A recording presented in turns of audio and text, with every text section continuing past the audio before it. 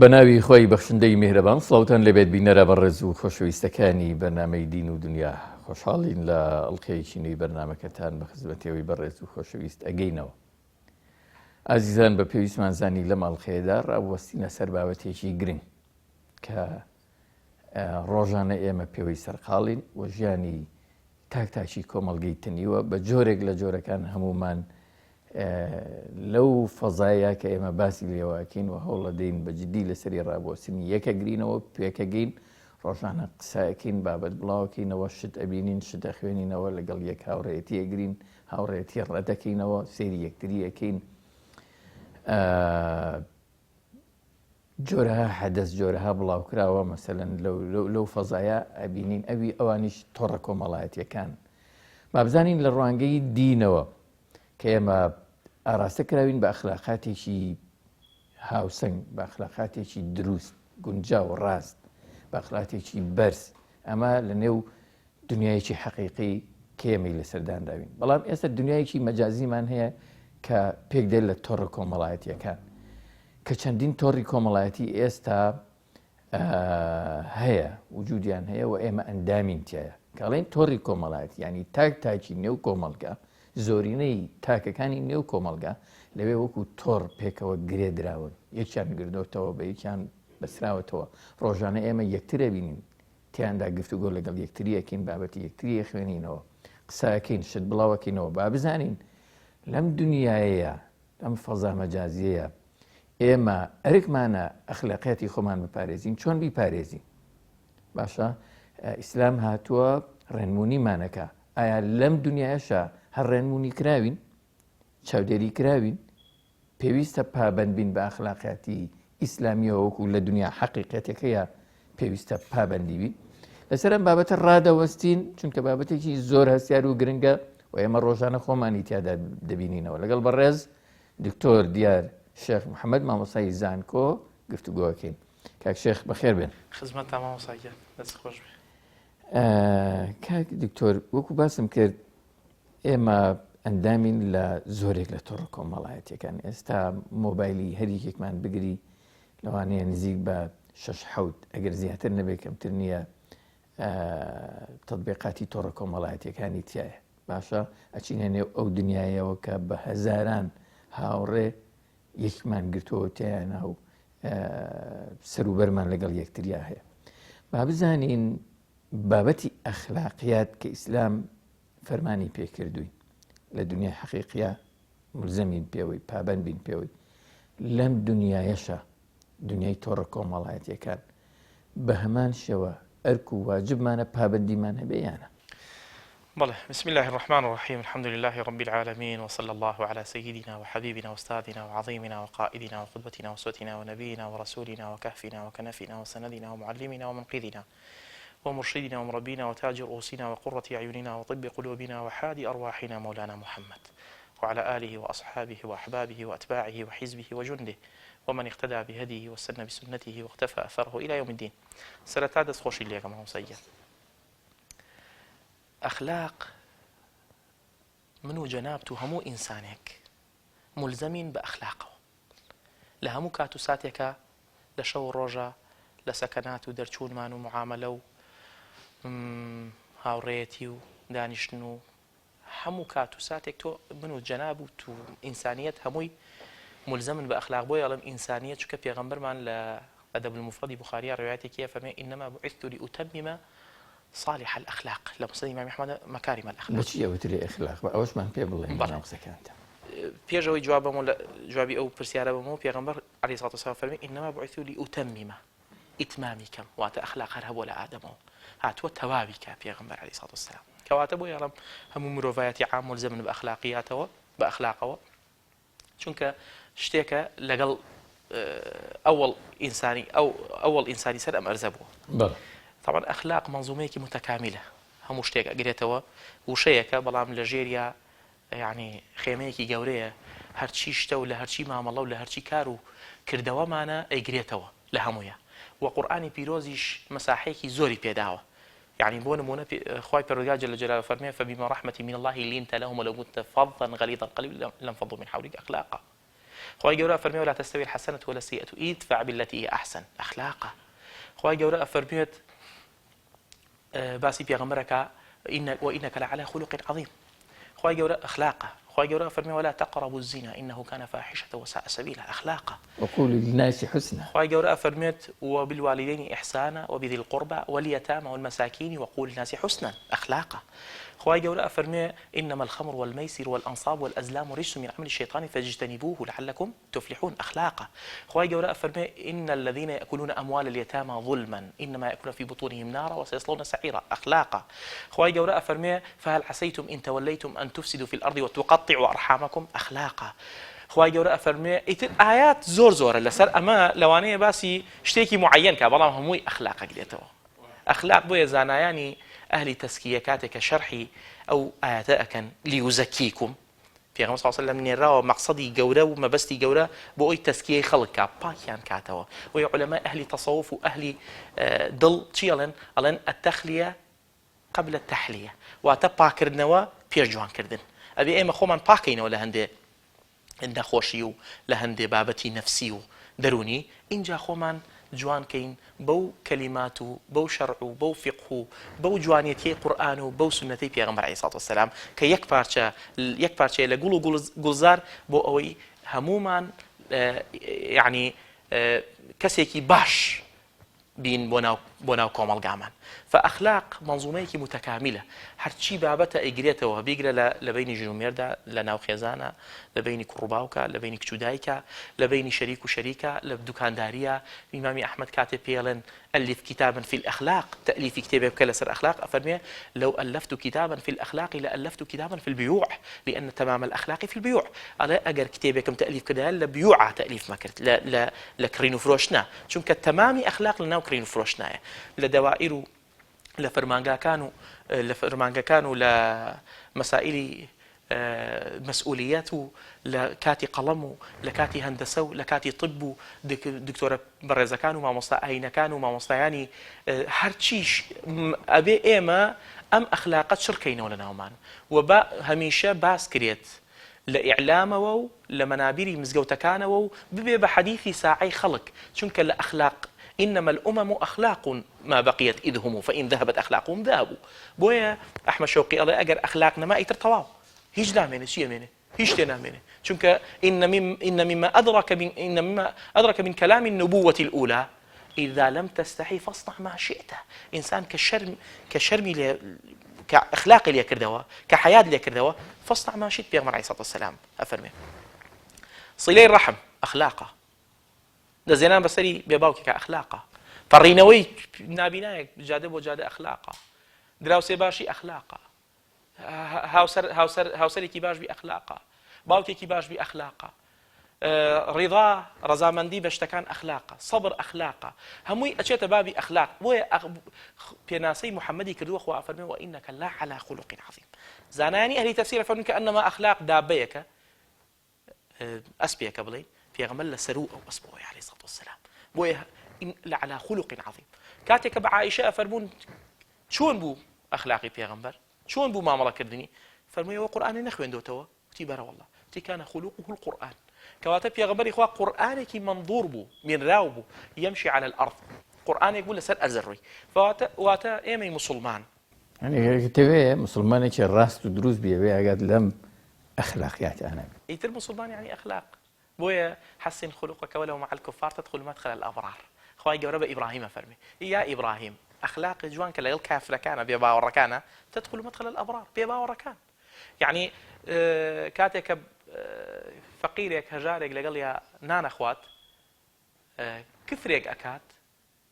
إبراهيم دريك على السفرة خوا سرزنش إبراهيمك عليه السلام الله شنط صالة كفرك من هيش بين ولا أرز در منك دوا تو يكجار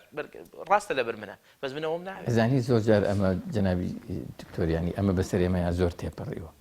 خمان حكم من داوا بسر كسي كا مثلا هرون دال لنا وبازنا بيرو باوريك إيمها معنا بيرو بوشونيك إيمها معنا مثلا شو زانم كلتوريك إيمها معنا نبو يتر دايقرينو بديان شو مثلا يكين الدرو الرسوة يكين سنوي بيددين أما يعني لنا بتشوار شوي أخلاقيات أخوي بينته وهروي كجنابة بس كنت خوي جور حسنتي کێشەکەمان ئەوەیە سەیری خەڵکەکەین جاری وا هەیە لە نەزڕەی ئینسانێتی زیاتری ئەدەینێ ئەگەر بەست نەزڕەی ئینسانێتی بدەینێ یعنی مەبەست لەوەیە کە صفەتی غەضەبی لێ نەکەمەوە صفەتی تووڕەبوونی لێ نەکەمەوە صفەتی بێزاربوونی لێ نەکەمەوە صفەتی برسێتی لێ نەکەمەوە ئەو صفاتانەی بیەوە پاڵ من ناتوانم هیچ حکمێکی خراپ بدەم بەسەریا لەبەرەوەی کاتێک کە ئاوا سەیرێکم وەکو لە قاڵبی ئینسانیەت تا بیخوێنمەوە هیچ کات حکم نایەم بەسەر کەسا و وبالتالي هیچ کەسێکیش حکم نایە بەسەر منە ئەگەر ئاوا لە مەسەلەکان تێ بگەین بەڵام ئەگەر لەسەر و ئینسانیەتەوە بیدەینێ بۆ نمونە من هەمیشە یەک قسەکەم ئەڵێم سەیری هەموو کەسێک ئەکەین بە سادەیی بە سادە لە هەرچ پۆستێکا بێ لە هەرچ مەقامێکا بێ هەرچ عیلم و زانست و زانیاریەکی هەبێ سەیری یەکەم وەکو ئینسانێک لەبەرەوەی ئەوەڵ و تالی ئەو ئینسانە وشەی عیلمەکە طاری ئەبۆ سەری وشەی مەسئولیەتەکە طاری ئەبۆ سەری ئەو ئینسانە بە سادەی سەیری هەموو کەسێ بکەین زۆر لی ناپرسین بۆیە لە مەطعەما سادە کەس لی ناپرسین هەموو یەکێوانێ داوای کە با بقۆزی شتانەکە سادەی داماوە کەس لی ناپرسێ ئیلا جیلە فەقیرەکە نەبێ بۆ نمونە بەس سەیری عالەم کە بە سادەی حکمی خراب نادەی بەسەر کەسا و تەداخلی نیەتی ناکەی تەویلات ناکەی بۆ مامەڵەکە ئەوەش ناکەیتەمە بەڕێر بە ئەوەی کە تۆ هەجوی بکەی قسەی پێ بڵێ هەجرکردن نییە لەسەر ئەرزی خوا هەجرکردنی کەس نییە لەبەرەوەی مادەم ئیتەقوا الله هەیە مادەم مزگەوت هەیە ئەبێ خەڵک زۆر جار ئەم دیاردەیە بینی بۆ وای پێڵێ بۆ وای لەیەکەی مەسەرەن ئەڵێ خۆ کورد نییە بۆ نمونە مەسەرەن کەسێکی ئاوایە یا درۆزنە یا فڵانە یا مەسەرەن خۆ خەڵکی ئەم شارە نییە خۆ خەڵکی یعنی ئەمانە ئەبنە مبەڕێ بەڕاست بۆ ئەوی کە من چیم بوێ بەرامبەر بە کەسێکی تر بیکەم هیچ کاتێ هەجر و بێتاقەتی و بێزاری و عاجزبوون نابێ بە هۆکار بەڵکو بەرپرسیارەتی ئەبێ هەڵگری لە بەردەم خوایە و تۆ مەسئولی لە بەردەم خوایە کاتێک کە هەجریەکێکەکەی لەبەر صیفەتێکی خراپی ئەسڵ وایە تۆ هەوڵی لەگەڵا بدەیت وەیە قورئانە فەرمێ فاعفوا واصفحوا عفوی کە و صفحەیەکی تازی لەگەڵا هەڵدەرەوە فەو ئەبوو دەردە کاتێک کە ئەچێتە شام پێ ئەبینن بە هەمووی کۆبەتەوە لە پیاوێگەدات وتیان فەرمووی ئەوە بۆ لێدەن وتیان سەرخۆشە تی بۆ سەرخۆش ئاوای لێکەن ئێوە لێرە تی ئەی چی لێ بکەین فەرمووی بۆ ئەگەر کەسێ بکەوێتە بیرێکەوە ئێوە دەری نایەنن تیان با ئێوە تی ئەو کەوتۆتە بیرێ لە ئاثامەوە لە تاوانەوە دەری دەسی بگرە فتۆ ئەبێ من و تۆ یەکتری هەجر هەرو فەرمودەی کە باسی زاڵم و مەظلومەکە انصر أخاك ظالما أو مظلوما وتیان ئەی پێغەمبەری خوا مەظلومەوە زانیمان بە ظالم بۆ وتی وای لێ بکە کە واز لە زوڵمەکەی بێنێ دەسی بگرێت یعنی بۆ نمونە کەسێک لە کەسێکی ظالمەوە نزیکە بێ بەمەبەستی ئەوەی کە لە زوڵمەکەی کەم کاتەوە مەجوورە ئەمە لە دنیایەکی حەقیقیە کاک دکتۆر کە ئێمە مامەڵەیمان لەگەڵ کردووە پێشووتر عادەتەن هەتا ئەم دەی ڕابردوو بەڵام ئێستا دنیایەکی ئەوەمان هەیە فەزایەکمان هەیە دنیایەکی مەجازیمان هەیە پیان ئەوترێت تۆڕە کۆمەڵایەتیەکان لە ڕێی تۆڕەکانی ئینتەرنێتەوە تۆڕی جاڵجاڵۆکەیەوە بەستراوە بەیەکەوە ئێمە گەر لە دنیای حەقیقیە مەسەڵەن ڕۆژانە من زۆر بگەڕێم لەوانەیە 20 کەس ببینم 30 کەس ببینم چوزانم 40 کەس ببینم 50 کەس ببینم بەڵام لەم دنیاە هەر بە کلیکێک تۆ مباشرەت هەیە لەگەڵ هەزاران کەس باشە ئەمەی کە جەنابەت باس دەکەی کە ئەرێکمانە لە دنیای حەقیقیە لەم دنیا مەجازیە چی لێ دێ بەڕاست کەمێ باسی ئەمەمان بۆ خۆی مادەم تەفاسولی ئیجتیماعی بووە بە جوزئێک لە ژیانمان ئەبێ ئەخلاق زیاتر تیایدا بەرجەستە بکەین و ئەخلاق زیاتر تیایە ڕوون بێتەوە زیاتر یعنی هەوڵ بدەین لەگەڵ ئەوەی کە ئەخلاقیات دەربڕین بۆی مقابلیش متەئثر بێ بە ئەخلاقی من ئەگەر مەسئلەکە سەمعی بێ یان سەوتی بێ یان بەسەری بێ یان نووسین بێ یان جەستەیی بێ هەمووی یەک شتە یعنی قەت خەڵک وا نەزانێ وەکو چۆن ئەرکمە ڕازگۆ بم لە دەرەوەیە لەگەڵ هاوڕێکم لێرە شەمان ئەرکم هەیە هەمان ئەرک و زیاتریش بۆ لەبەرەوەی ئێستا چوونە دەرەوەمان مەحدودە بەڵام ئەوە زیاتر کراوەترە فمن ئەبێ لەویا خۆم بناسێ هەر کاتی زۆریشمان پێداوە هەیە 10 ساعت 15 ساعت من خوێندکارێکی خۆم نەزانکوتی 14 ساعت لەسەر فەیسبووکم 14 ساعت یعنی 10 ساعت یێمێنێ بۆ خەو و بۆ خۆراک و بۆ خۆشتن و بۆ هەموو شتەکانی کە بۆ پێشوازی میوان و چوون بۆ میوان و چوونە دەرەوە و کوزانکۆ 14 ساعت لەسەر دیارە لە پۆلەکەیشە هەر لەسەر خەت بۆ یاری فبالتالي ئەمە جزئێکی گەورەی داگیر کردووە لە ژیانمان مادەم وایە تۆ ئەبێ ئەمە شوێنی ئێمەیە بۆ ئەوەی ئەگەر ئەو پەڕی داوایش نەکەین با بە دیوەکەی کەیە داوایەکی سڵامیت بکەین لە خۆمە بیبینمەوە ئەو ئەخلاقیات کەواتە ئەخلاقاتی جوان لە تۆڕە کۆمەڵاتیەکە نابریتیە لە چی ئەخلاقیاتی جوان لە تۆڕە کۆمەڵایەتەکانە بریتیە لە صدق و ڕازگۆیی بریتیە لەوەی کە چۆن هاوڕێیەک هەیە لە زانکۆ ئەو فرێندەی ناو فەیسبووکیش ناو تەواصلی ئیجتیماعیش هەمان هاوڕێیە غێرە ئەنەهو یەکتری نابینن بەڵام خۆ ئەو سدقەوە لێ ناکە ڕازگۆیی هی ئەوە نییە بەس لە کەشف و لە یەکتری بینی نابێ بەڵکو صدق صفەتێکە ئینسان هەڵێگرێ لە هەر شوێن و لە هەر کات و ساتێکا بێ ئەوە بێ جێبەجێ کات لەگەڵ هەر کەسێکا بێ ئەو کەسە بێ باوەڕ بێ مسلمان بێ نامسلمان بێ عیلاقی نییە بۆ مەسائل دنیای حەقیقیە هاوڕێتیکردن لەگەڵ کەسێکە بەرپرسیارەتی هەیە لێرەش هەمان هەیە چونکە ئەزانی بۆ ئەڵێم مەسەلەن ئێستا ئەگەر من 4000 کەس هاوڕێم هەبێ هاوڕێم بن تۆ بڵێ هەر 4000 کەسی بناسم ئایا بەرپرسیار نیم لەوەی مەسەلەن هاوڕێتیم لەگەڵ کەسێکا کردەوە کە شایستە نیە هاوڕێم بێ يعني ممكن بلين او فرمودي في غمر كافرمي المرء على دين خليله فلينظر احدكم من يخالي لو جينا بيته بلام ممكن تو هاوري زورت هبه بنيتي اويك سود ببخشي بمقابل يعني سودي لي ورقدي بلام هش كاتي او هاوري كتو نايبيني وهيش تاواني كيتياني اگر بوبا هۆکارێک بۆ قەلەقیتۆ بۆ مزایقیتۆ تۆ ئەتوانی هەوڵی لەگەڵا بدەیت ئەگەر نا تۆ ئەتوانی مەسەرن بۆ نمونە لە وەرەق سەفحەی هاوڕێکان تا لای بی لەبەرەوەی ئەوە مەزەڕەتە جاری وایە تەشیرت پێیەکە جاری وایە سەب و شەتیمە و قسەکردن و جوێن و ئەو مەسائیلانەی هەیە بەڵام تۆ هەرە بێ کۆڵ نەدەی وەکو ئەوە بەس حسابی ئەوەی بۆ ناکرێت کە یەکێک هەمیشە لەگەڵ تایە و شان بەشان لەگەڵ تا گەورە بووە و هاوڕێتە چونکە عالەمێکە بەس ئەو نە ئەڵێم لەو عالەمەیە لەو جیهانەیە ئەبێ مەبدەئی بین ئەبێ چۆن لەسەر جادە مەبدەئین لەوێژ مەبدەئی بین نەک بڵێ ئەبێ تۆ خۆت بزانی سەعات دوی شەو وەضعت چۆنە لەسەر فەیسبوک لەگەڵ دوی نیوەڕۆ چی فەرقە دوی نیوەڕۆ لە دەرەوەیت لەگەڵ خەڵکا هەمووی دەستی بە سنگەوە بۆ ئەگرێ بەڵام دوی شەو وەضعت چۆنە کاتی جاری عامیژە هل من تائب فأتوب عليه هل من مستغفر فأغفر له هل من داع فأجيبه کێ هەیە داوام لێ بکا بۆی جێبەجێکەم تۆ کەسەکە شاتەکە مەسەلەن چاتەکە لەگەڵ مقابلە ئەو کەسە کێ دوی شەوی ئەوە نییە وجعلنا الليل لباسا وجعلنا لتسكنوا ها سكنة أما جاري تو تقبل لا درجة بزانا إجازة هي أم قسانة بكين بالضبط من جاري وهي مثلا فيسبوك كما كمال شدهات وكاب هیچ ربطێکیان لەگەڵ منانە مثلا نردویەتی و فلان و فیسار و تۆ مۆڵەت تێوەرگرە ئەمجا 20 پارچە ڤیدیۆ بنێرە بۆ ئەم برادەرە مەسەلەن بالفعل ئینسانی مەبدەئی ئەبێ ئاوا بێ نەک بڵێ ئەمە مەفتوحە و بەکەیفی بەڵام بە پێچەوانەی ئەوەی ئینسان بچێتە سەر سەفحەیەکێکی ئەمە زانایانی هاوچەرخ و سەردەم جوازیان داوە چونکە خۆی ئەساسەن فەیسبوک کراوەیە ئەوە هیچ تاوانێکی لەسەر نییە بەڵام مهمە ئینسان خۆی لەوەیژا بە گەورە ببینێت شەرەف نەبێ بۆ ئەو سەفحەیەکێ بکاتەوە هیچ شەرەفێک نییە هیچ گەورەیەک نییە یعنی هێنەکانی بەرامبەری بپرا هیچ گەورە نییە خۆی مەکشوفە بەڵام هیچ گەورەی نییە بۆ من بچم تەماشای بکەم بۆچی بچم تەماشای بکەم ئیلا اللهم ئەگەر کەسێک سەداقەی بۆ نردویت بچی کەشفێکی سەفحەکەی بکەی بۆی وەریگری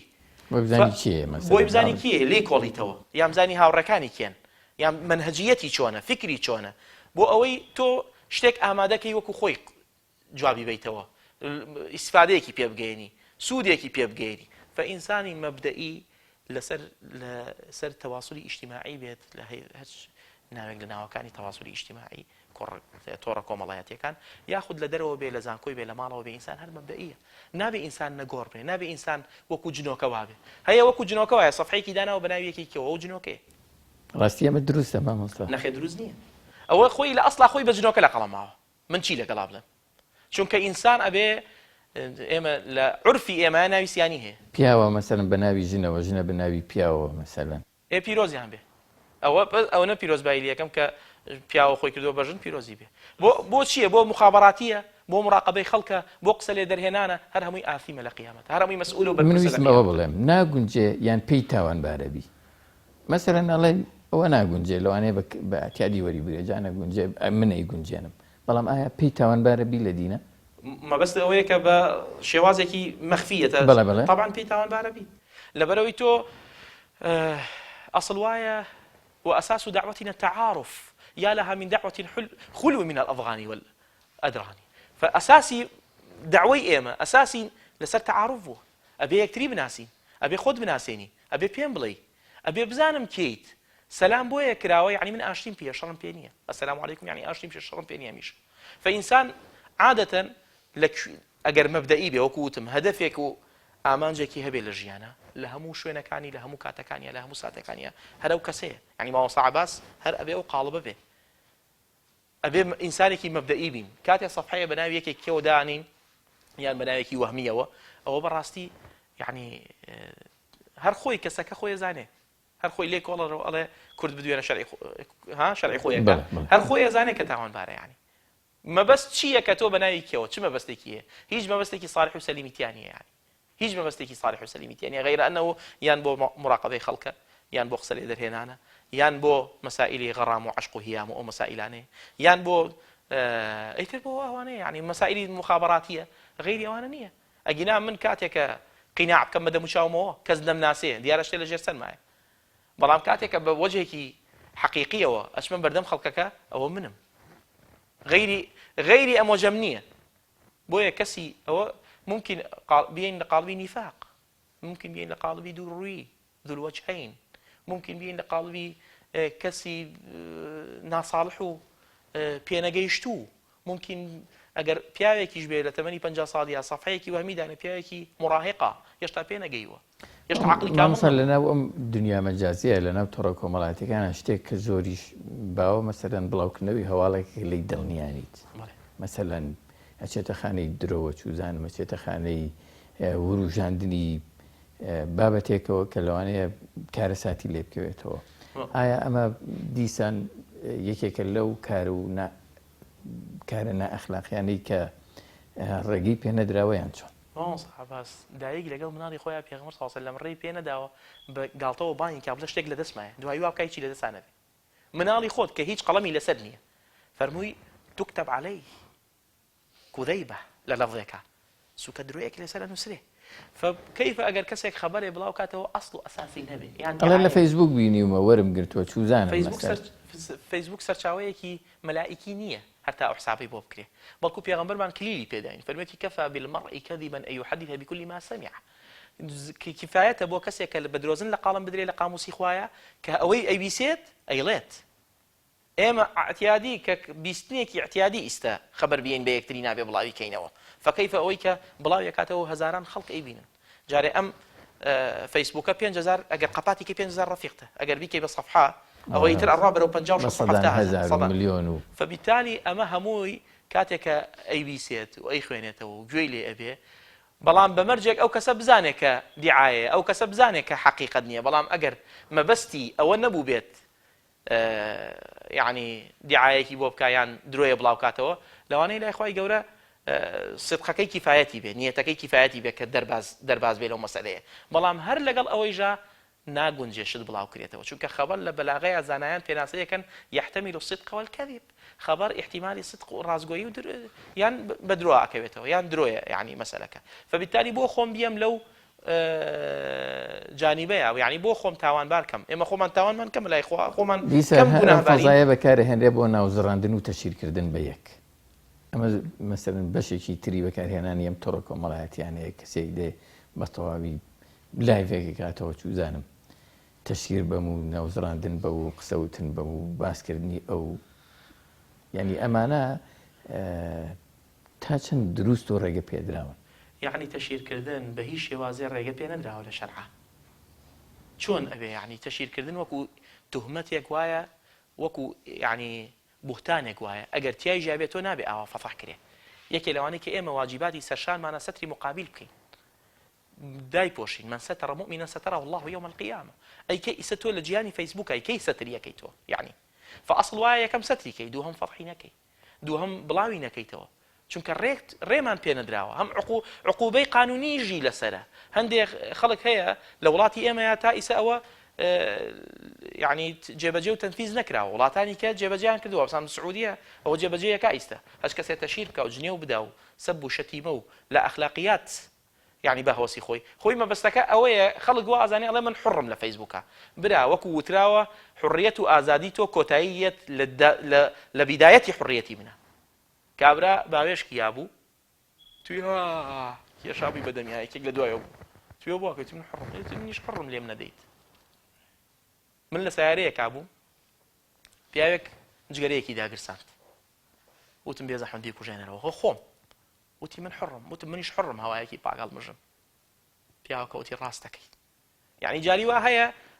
خەڵکەکە بێ ئاگایە یاخود غەڵەت تێگەیشتون لە مەفهوم و تعریف و پێناسەی حڕیەت برا حڕیەت وانە حڕیەت وانە تۆ بگەیتە ناموس و ئەخلاقی خەڵک حڕیەت بە چه حەقێک بە چه مافێک یعنی تۆ پیاوێک هات بۆ لای عەبدولمەلیکی کوڕی مەڕوان وتی چ پێیەکم ئەمەوێت چ پێیەکت پێ بکەم وتی سێشت مەکە نیفاق غەیبەت درۆ وتی خواحافیز بێ یعنی یەکێک لەوانە بوو غەیرەوە نییە فتۆ ئەگەر بدەوێت ئیستیغلالی فەیسبووکەکەت بکەی ئیستیغلالی ئەو تۆڕە کۆمەڵایەتیە بکەی هەمیشە شتی باش بڵاو کەرەوە شتی باشیش لە دینە زۆربەی ئەم شتانی کە ئەکرێن بۆ ئەوەیە مەسەرەن تۆ پیجەکە زۆرترین بینەری هەبێت زۆرترین لایکی هەبێت زۆرترین کۆمنتی هەبێت شتێک بڵاو کاتەوە هەر بۆ ئەوەی خەڵک سەرنجی بدا لایکی بکە فلانی بکە ئەمەش دیسان بەشێکی تر لەو کارە نادروستانێکی ئیسلام نەهی لێ کردووە طبعا زۆرترین خەڵک بتبینێ زۆرترین قوربەسەریت بۆیە لە کەما مۆستا من ویستم بەوە بڵێم ئەگەر کەسێک بڵێ ئیسلام کەی پەیوەندی بەمەوە هەیە کە 10 ڕۆژە داهاتووە هەر فعلا یعنی ئەمە دروستە ئیسلام پەیوەندی بە بابەتێکەوە یعنی شتێکی سەردەمیانەیە شتێکی سەردەمیانەیە جا ئیسلام ئەگەر شتێکی کۆن بێ و تەداخلی ژیانمان هەمووی نەکاتەوە کە ئیسلامە ئیسلام شریعەتێکە ئەگەڕێتەوە بۆ کەسێک کە ناوی ئەڵڵایە جەل جەلاله ئەم ئەڵڵایە خوای گەورە جەل جەلاله ئەڵڵای 7 ملیۆن خەڵکە 7 ملیار خەڵکە بە زیادیشەوە جا ئەگەر تەداخلی هەموو شتێک نەکا و ئاگای لە هەموو شتێک نەبێ و لا تأخذه سینة ولا نوم ئەمە بۆچی وتراوە یعنی لا تأخذه سینة ولا نوم ئەمە من وەکو مسلمانێک ئەم قسەیە باسەکەم بەڵام وەکو مرۆڤایەتی و ئیمانیشی نییە بەخوا هەر وەکو ئینسانیەت یعنی کاکە ئەم خۆت یعنی تۆ مزایەق نابێ کێ باسەکە بە خراپی مزایەق نابێ ئەو کەسەیەکێ تەشیری پێ بکە خەڵکی ژوایە کابرا کادوتی ئەی پێغەمبەری خوا مێ زینا بکەم وتی لەگەڵ دایکتا حەزەکەی لەگەڵ خوشتا لەگەڵ پورتە پێ الناس كذلك خەڵکی ژوایە فتۆ ئەبێ قیاسی خۆت لەسەر خۆت قیاسەکان بکە بزانە خۆت کوامەت پێ ناخۆش بوو بۆ خۆت خەڵکیش پێی ناخۆشە ئەمما بدەوێت شت حەلکەی مەسائلێک کە ڕووی داوە مووقفێکی خەڵک کە یعنی بڵاو بۆ تۆ لە ناو خەڵکە خەبەرێکی خەڵک ئاوا حەل ناکرێ برام تۆ ئەگەر خواویست بیت خاگویست بی خەڵکویست بی ئەسڵ وایە عنوان و يعني ئەدرەسی ئەو کەسە وەرگرتی بچی بۆ لای و بۆ ئەوەی تێگەێنی مەسەلەکە چییە لە فەیسبووکەوە حەل نابێ بە چه حەقێک تۆ ناوی زەیت و عەمڕەیەنی هەموو ڕۆژێ هەموو دقەیەک هیچ مافێکی پێ نەدراوە بەڵکو مەسئولی بەرامبەری لای خوا و لە دنیایش لە قانونە ئەسڵ وایە هەچ کەسێک تەشیر بکرێەوە زانام غەرامەی لەسەرە یان حەبسی چەند ساڵێکی لەسەر مەسانی ئێمە کاتێک باسی ئەم کۆمەڵگەیەکەین کۆمەڵگەکانی چواردۆریشمان وەکو ئێمەوان مەسەن ئەڵێن لە سەدانەوە و ئەوانەی مسلمانە ئەم سەدانەوەتەیە مەسەرەن ئەم سنوورانە ئەبەزێنن ئەم ئیشکالانە ئەکەن لەوانەیە تەبعێک دروست بوو بێ تێگەیشتنێک دروست بوو بێ هەرام ئازادیەی کە دەوترێ مەسەر من ئازادم و فەیسبووک ئازادە و فەزایشی ئازادە ئیتر بە تاوان نەزانرێ ئیتر هیچ ئیشکالێکمان نەبێت چی ئەبینی چی ئەخوێنیتەوە چی ئەنووسی چی بڵاو ئەەکەیتەوە هەر بەجددی ینی ئەم تێگەیشتنە تا چەند دروستە بەوەی کە من لێرە هەرچی بکەم ئەتیادیە بەڵام لە کۆڵانەکە نا خۆی مەسەلەکە ئەوەیە ئێمە دینمان وەکو خۆی وەرنەگرتووە لە ئیسلام تێ نەگەیشتوین وەکو خۆی وەکو مەقسەدی حەقیقی خۆی یعنی تۆ ئەسڵ وایە لە مەبەستەکان و مەقاصدی ئیسلامی و شریعەت تێبگا ئینسان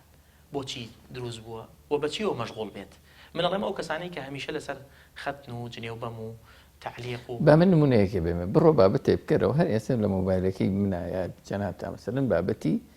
بابەتێک نووسراوە کەسێک قسەیەکی کردووە ئیتر من نازانم ئەم کەس کێ بەرپرسێکە هاوڵاتیەکە بانخوازێکە چیەکی یعنی 1000 کۆمنتی لەم 1000 کۆمنتە 600یان 700یان جنێودان ئەمە تا چەند مەسەڵ ڕێگە پێدراوە ئەم جنێودانە مەسەلەن لە ئەخلاقەتی ئێمەیە لە ناو تۆڕە کۆمەڵاتێکانە تا چەند دروست و ڕێگە پێدراوە والله حاشا قەت ڕێگەی پێ نەدراوە وەکو پیامبەر فەرمێتی سیباب المسلمی فسوق وقتاله كفر هەچ کەسێک جنێو بە براکەی بدات بە مسلمانێک بە کەسێک ئەوە بۆ مرتبەی فاسقی واضح فبيغمبر فإن ليس المؤمن بالطعان ولا اللعان ولا الفاحش ولا البذيء إيمان دار بي مسلمان بي زماني باراو بي أبي شرف نبي من باسي هيج خرابيك واحفظوا لسان واحفظوا أما برامبر بهمو كس برامبر بهمو مروفاتي چ جاي برامبر مسلمان يعني برامبر مروفاتي سب وشتيمة نية يعني بيغمبري خوا صلى الله عليه وسلم يعني السلام عليك يعني مردن بوتو عائشة جوابي أيو وعليكم خريب ويو نفرتان لي قلت يا سلامي لا توكل يانا من قلت يا لا تو قلت تو بو جوابيتو قلت من جوابي قلت عليكم لا ايه ويش هذا اما جواب انا وي بيغمبر عليه الصلاه والسلام فانسان ابي دمي باراو بزماني باراو بي ابي ئەو زمانەی کە خوا پێی بەخشین کە ئالەی بەیانە ئەبێ غەیری شتی باشی پێ دەرنەچێ و لێەوەی دەرنەچێ. ئەمما ئەو کەسەی کە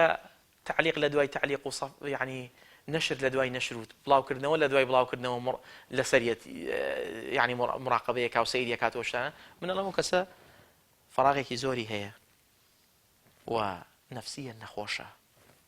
وە گرفتێکی زۆر گەورەی هەیە. ئەوێ شتەکانی بەوە حەلکات، ئەوێ کاتەکەی بەوە سەرف کات. یعنی ئەگینا چ ڕاحەتێکی تایە من کاتێک کە تعلیقێکە نووسم تعلیقەکە پڕ لە جنێو چ شتێکی تایە. کارەسات لەوە هەیە جاری وا هەیە کەسی ناسراویش تووشی ئەم فتنەیە ئەبێ کە ئەمە فتنەیەکە کە قورئان فەرمێتی واتقوا فتنة، هەموو فتنەیەک بە نەکیرە ئەبێ ئینسان ئیتیقایکە، ئەبێ ئینسان دوورکەوێتەوە لێی. هەر شتێک تووشی فتنەیەکە و خەڵک تووشی فتنە ئەکات ئەبێ ئینسان دوورکەوێتەوە لێی. فتنەش لە زمانی عەرەبیە چەندەها معنای هەیە، معنا هینەکەی ئەوەیە هەموو شتێک جێبێتەوە، هەموو شتێکی خراپ جێبێتەوە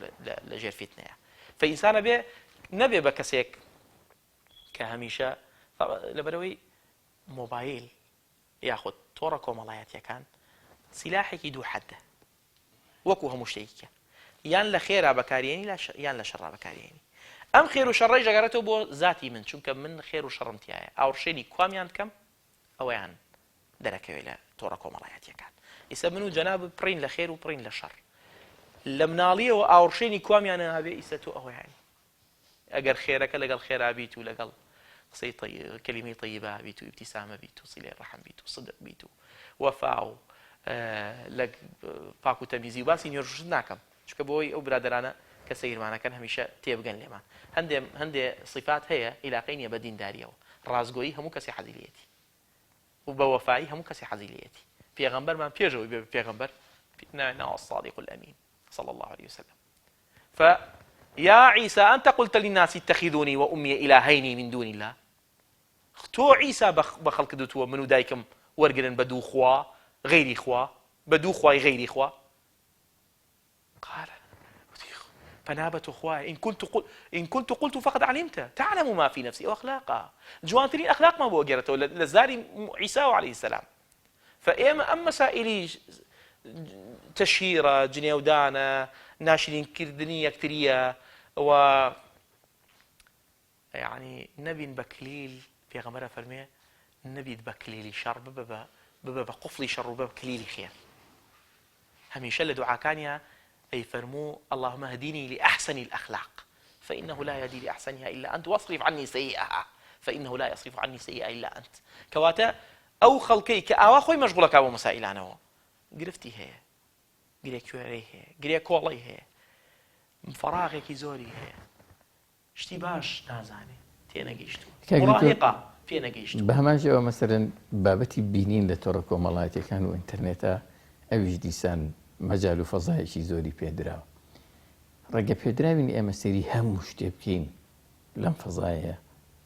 خۆی ئۆتۆماتیکیان ئەو کەسەی کە لەسەر ئەو مەسئلەیەتە بەرچاوی. بەڵام تا چەند خۆت ئەپارێزی لێرایە مەسەلەکە. پێغەمبەری خوا بە ئیمامی عەلی فەرموون لەکە الأولى وعەلەیکە الثانیە. کاتێک کەس بۆ مەسەلەی نەزەر چی یەکەم بۆ تۆیە و دووهەم لەسەرتە. یەکەم خەتفەکەیە لەبەر دەمتە ئەڕوا و ئەتیادی وەکو خەڵکە. نەگوەکو کەسێکی دوو لە ڕووی جەنابەت و بینەر و بیسەری بەڕێز کەسێکی شێت و شوێرکە هیچی نەدی بێ دوایەکەوێ و سەیریەکە و هەرتا ڕەتە بێ و جاری وایە دوایەکەوێ و جوایەوە وەرەقەی بۆ فڕێیا و جاری وایە ڕقەمی لێ وەرەگرێ و ئەو وەکو ئاژەڵ وایە وەلعیاذ بالله ئەو وەکو مەعیشەتی غابات وایە ئەو پەلاماردانێکە بەڵام گازی لەگەڵ هەنیە. ئەمە خراپە. ئەمە هیچ کەسێ بەڵکو خۆی بۆ ناموسی خۆی قبوڵی ناکە. فەوەی کە ئەگوزەرێ لە مەسائلی دینینا تەسیری هەیە لە ژیانمان سەلبیەن بۆ شتی خراپتریش. ئەویژەوەی بۆ بیرچوونەوە. ئیستا تۆ نابینایەک بۆ حافزی قورئانە لەبەرەوەی سوورە نابینێ. پارچەی عەقلی داگیر کردووە سوورەی نییە بەو حیفزە بەو دەرخە. ئێمە سوورە زۆرە بینن ڕسم زۆرە بین بۆ هێشتمان بیرەچێتەوە. مناڵێکی چواری ابتیدایی بینێرە بۆ کەرەوسکە وەرە بۆ ئەمە گرفتە. ئەم موشکیلەیە. بۆچی یعنی ئەو مناڵە وایە؟ لەبەرەوەی مەشغوڵە بۆ شاشەوە هەموو شتێکی بۆ دابین کراوە. ئەو زەربەیە لێی، زەربەیە لە مستەقبەلی، زەربەیە لە پیاوەتی، زەربەیە لە ناو کۆمەلگا، فبالتالي أبي وأعطي كل ذي حق حقه بيغمبر عليه الصلاة والسلام. والله ما موسى عباس أو يسيروا صوري بيغمبر بخوينته هلا ناكات وكو خوي مستقيم أبي صلى الله عليه وسلم. بويا في ويست إيما سيري بيغمبر كين بمنهج بو خومان لا سيرو انطلاق كين بتوانين بشينا ناو عالمه ناو عالمي فيسبوك وكلا يك دقاوك جناب فرمود لقال هزاران أتواني بدويت أتواني قصب كيت بلام تشي أليت سنتها مو شيء جمعيك تو سورتي كهف خويني يك آية كاني وقولي الحق أبي حق بيتدر ولا زاره قل بس حق غيري حق بطالنا به بروشتي بروبوتشيه أويشتي بطال به أويك كاد بسر بيتو أويتو خيزان لبالتا راك شابي توقص لغليكي كيافكي أيكو تو بو رازي بي بو خيزان گرفت دروستکردن بۆ کۆمەڵگە و بۆ خێزان و یان بە پێچەوانەوە کەسەکە ئەوێتە داخلی ئەو ژن و مێردە بکەن تێکیدان عیاذا بالله ئەوە هەر نەفرەتی لێکراوە کەسە فەئەم مەسائلانە ئەبێ ئاگادار بین بۆیە ئەبێ سەقافەتێکی باشمان هەبێ لە دنیا حەقیقەتەکەیە چەند سنوور کێشراون لەم دنیاشە هەمان سنوور هەیە و زیاتریش لەبەرەوەی نەبینراوە لەبەرەوەی کەسەکە نابینی ئەبێ زیاتر بە حەزەر بی ئیسا من و مامۆستا عەباس ئەیبینم ئەزانم چۆن بەڵام مشکلەکە ئەوەیە لە پشت پەردەوە نەیبینیت با من پرسیارەکە لە تۆ بکەم ئیسا جنۆکە بەوە بردوێتەوە تۆ تاکەکانی کۆمەڵگە چۆن ئەبینی ئایا ئەم سنوورانە ڕێعایەتەکەن لەم فەزا مەجازیەیە والله طبعا ئەوەی کە ئەیبین کوردی زۆری ئەوەی کە ئەیبینم زۆربەی سنوورەکانیان شکاندووە و خەتە سوورەکانیان تێپەڕاندووە ئەبێ ئینسان هەمیشە ئیسا شتێکە پێوتێ مراقبەی سەفحە یان پێوترێ مەسەلەن داگیرکردنی بردننی خەطفی زاڵبوون بەسەریە ئیسا کەسێک وەکو کەسێکی مستەقیم بێ باگە هاکی بکەن وەکو بابیکەن ئاوا بیت بەڵام ئەگەر لار و لەوێری خۆیان ناسێت تەمان پێویست ناکات تۆ بڵێ ئەو خۆیان ناسێ هەمومان خوا یەک شتی یەک ترازوی خسۆتە ناخمانەوە کە هەمومان خۆمان بناسی هەمووی خۆی بێ بە حاکم لەسەر خۆی بێ بە قازی لەسەر خۆی ئەمە مهمە هەج کەسێک کەسی مستەقیم و کەسی ساڵح و کەسی ئاوا ڕێک و پێک بێ لە ژیانە زۆر احتیادێ بەلایەوە بەڵام کەسێک کە هاواری لێ هەڵەسێ و کە باوکە ڕۆکاو کە ئەڵێ داوای لێبورد نەکەم و کە ئەڵێ ئەوەی بۆچی هیچ احتیادیە ئەگەر ئینسان بە سنوور بەکاری بێنە و بە حدود و لی تێبگات و سەقافەتێکی هەبێ و خەلفیەتێکی هەبێ و خۆی بەست بێت چونکە خۆ بەست نییە ها سیلاحیان جەنابەت ئاماژەت پێدا ئەو گەنجاڵێ مەسەڵەن من 14 ساعت کەسێکی ترەڵێ 20 ساعت 10 ساعت ڕەوای ئەم هەموو کاتە بدرێ بەم فەزایە بدرێ بەم تۆڕە کۆمەڵایەتیە تا چەند ئینسانی مسلمان ڕەوایە ئەم کاتە تەرخان خۆی ئەو کەسانە مسکینن یعنی ئەبێ ئەسڵ وایە ئێمە تعزیان بۆ دانین ئەوەی کە نەک 10 ساعت و 14 ساعت ئەوەی 5-6 ساعت ئەوەی 3-4 ساعت شت بمعقولة هو تفوت بانك وأعطي كل ذي حق حقه هميشة من أما أجرمه وتيان بإمام الشافعي وزع شونه تي شون جنا أبي بخيوي أبي إداري كم من الله أبي بخيوي كم خوايا داوي نجم ليكا محمد داوي سنة ليكا دراسة داوي شاكيم ليكا وتي أبي شون من لنا وأما يعني كانت زور مشغولة يعني مجالي نية فأو كسيك شوار بين سعادة أو زور مسكين وتعزيه لبروي لكات تينا جيشتو حسني بسيط فرميه كات رأس مالي إنسانا يعني دزمايا كمان كاتا كمان زوزانيان فرميانا أويك الله كاتا كوجم فقد قتل نفسه أو خويا كوجي بلام تينا جيشونا مثلا كان أولا كاتا نيوش جبا جيكري أولا كاتا رجوع أجري أولا كاتا صلي الرحم أولا كاتا كسابت أولا كاتا يم لقل جناتا برنامج دركم أولا كاتا سيلفلي أولا كاتا أوصي بنزين تيكي أولا كاتا نانا كري همي كاتا یان لەسەر تەنووسیان بۆ تەنووسی چۆن ئەم کاتە ئیستیغلالکەین بیکەین بە سەربازێک وەکو جیلی ئەوەل ئاخر کات لەگەڵ جیلی ئەوەل منافەسەیان بوو لەگەڵیا ئیسا کەسێک کە بیستووە لە شوێنێکا بیستووە ئەڵێن ئەبوو حەنیفە 15 جوزئی خوێندووە لە نوێژی بەیانیە ئەڵێن ئیمامی شافعی 6 جار ختمی قورئانی کردووە لە ڕەمەزانە خەڵگەی بڕای بەوە نییە برا بڕای پێ بکە چونکە کات بۆ ئەوان مسەخەر بوو خۆی کوشتبووەوەی لە کات مهمتر بێ بۆی پێشی کات باتەوە والله ما صعب من تجربم کردووە خۆم ئەگەر وا بکەیت پێشی کاتێتەوە یعنی شتێکی زۆر مهمیتیا تۆ مارەکەیت چونکە هەمووی فرسەتە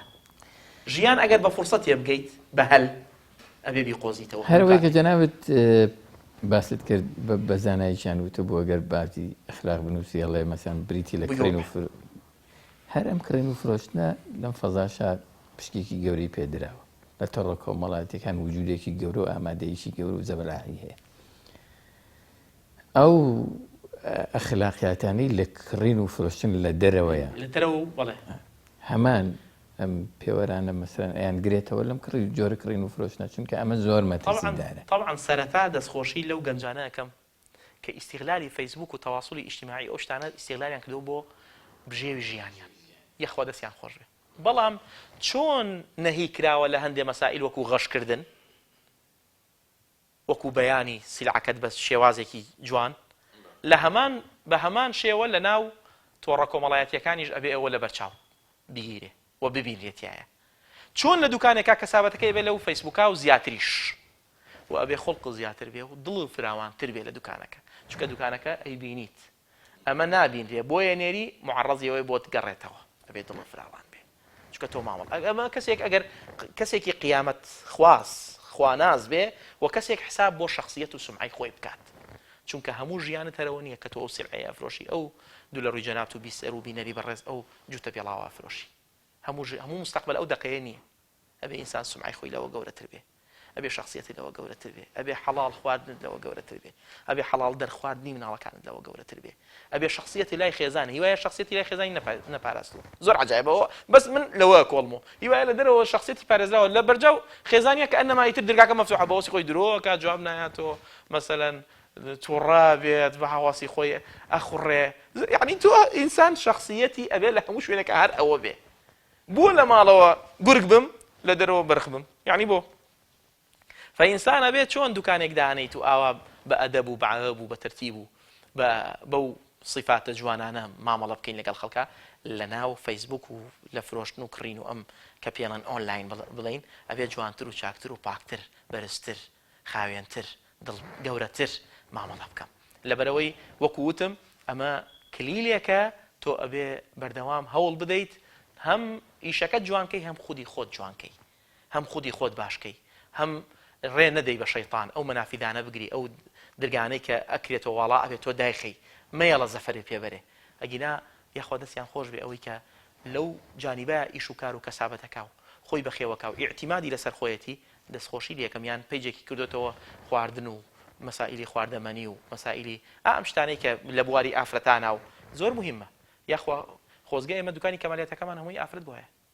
ئەسڵ وایە دوکانی کەمالیەت ئافرەت بێ نەک پیاو بێ ئافرەت شتی پێداویستی خۆی هەیە نەکوچێت پیاوێک کەواتە گەوریان نەبین کاک دکتۆر ینی ئەشێ لەم دنیاە کە ئێمە ڕۆژانە چەند سەعات کاتی پێوە کوژین لە تۆڕە کۆمەڵایەتیەکانە تاوانێکی زۆر بچنینەوە تووشی گوناهێکی زۆر گەورە بین هەر یعنی زیاد لە حەد بۆ لەبەرەوەی ژیان وەکوتم جزئێکی گەورەی لە ژیانمان داگیر کردووە کەمترین تاوان جاری وایە تووشی قەلەقیە بی تۆ بابزانی ئەگەر زەرریش بەسەر خۆمان نابێنین قەلەقیش بەسەر خۆمان نابێنین ئەمە لەوانەیە خەڵک هەندێک لە برایەن و خوشکان ئەم معلومەیە نەزان زەرەر بەسەر خۆما و قەلەقی خۆم کە خۆم توشکەم تاوانبارم لای خۆ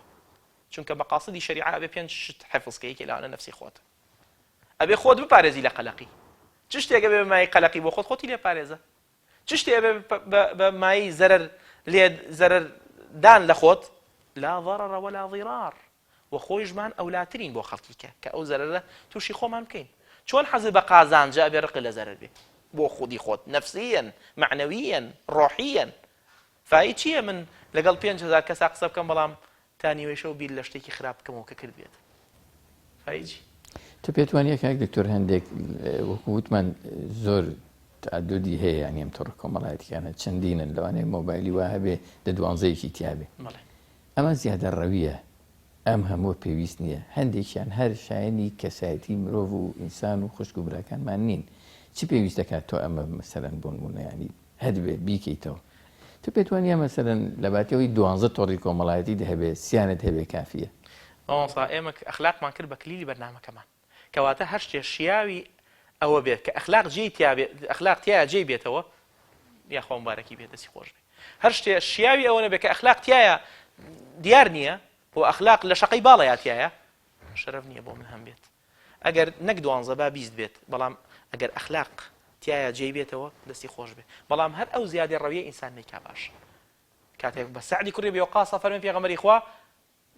دەستنوێژەکە ئاو زۆر سەرف مەکە وتیوە لەسەر ئاو بەکارهێنان ئیسرافی تایە فەرمووی وەلەو كنت على نهر جارٍ كما صلى الله عليه وسلم فرمى من كثر كلامه كثر سخطه بالضبط من كثر يعني ذنوبه مثلا هاج کەسێک خۆی ئەمە قاعیدەیە هاج کەسێ شتی زۆر بێ قسەی زۆر بێ غەڵەتیشی زۆرە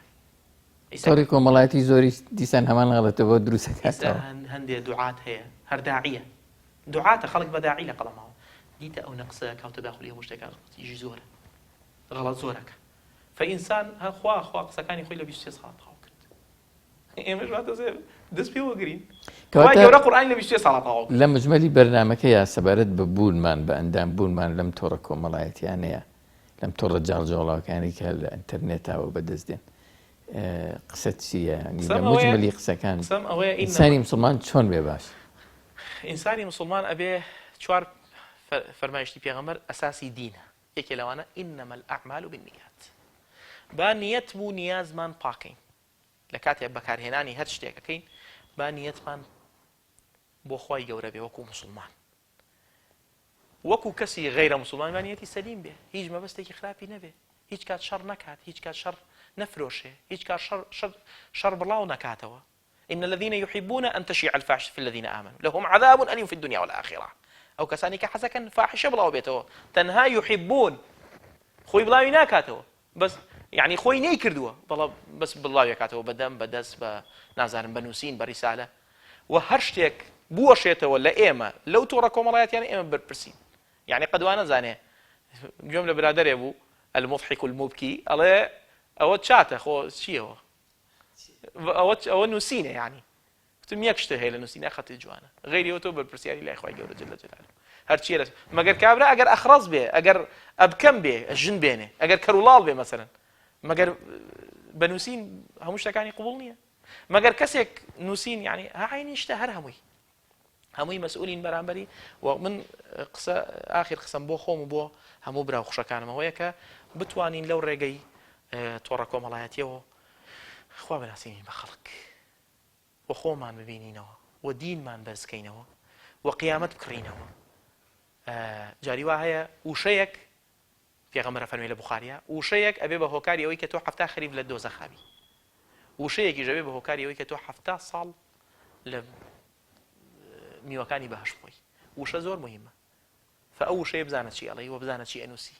بە وشەیەک ئافرەتێ بێ بە خێزانە بە وشەیەک لە ئیسلام دەرەچی بە وشەیەک گەیتە ناو ئیسلامەوە بە وشەیەک ئافرەتێ تەلاقی بە وشەیەک برادەرێک پەیاکەی بە وشەیەک هەمووی وشەیە ئەو وشەیە حسابی بۆ بکە لەبەرەوەی پێناسەی تۆیە وشەکە دەرچوونی وشە پێناسەی تۆ ئەکات خراپ بێت تۆ کەسێکی خراپ لە قەڵەم ئەدرێت و خراپیش تەمەنی کەمە ئیمڕۆ بەیانی دووبایی نەدەرەکەویت فەضحەکرێ على رؤوس الخلائق لدنيا جاب لقيامتها حسني بصير فرمي يك ودو سيخوا سترتكا بلان شوارم جار خواي تسترناك فهمو من صح تاوان بارين وجناه بارين بازو فريا خو من كوين استغلالي او مسائل تواصل اجتماعيات بكين بوشي بوشتي باشو تشاك زۆر بەڕێز دکتۆر دیار شێخ محەممەد مامۆسای زانکۆ لە کاتمان گرتی زۆر سپاس بۆ سانیاریەکانت بۆ ئامۆژگاریەکانت بینەرە بە ڕێز و خۆشەویستەکان بە هیوایەوەی کە سوودمان لەم ڕێنمایانە لەم ئامۆژگاریانە لەم بەرچاوڕوونیانە وەرگرتی بێت کە دەشێ هەریەکمان لەو کاتانی کە لە تۆڕە کۆمەڵاتیەکان بوونمان هەیە و هاوڕێمان هەیە شت ئەبینین شتە خوێنینەوە شت بڵاوەکەینەوە ڕایەتیان بکەین وەکو چۆن لە دەرەوە ڕایەتیانەکەین تا بەرنامەیەکی تر پێتانەگەینەوە هەموو لایەکتان بەخواست بێرین خواتان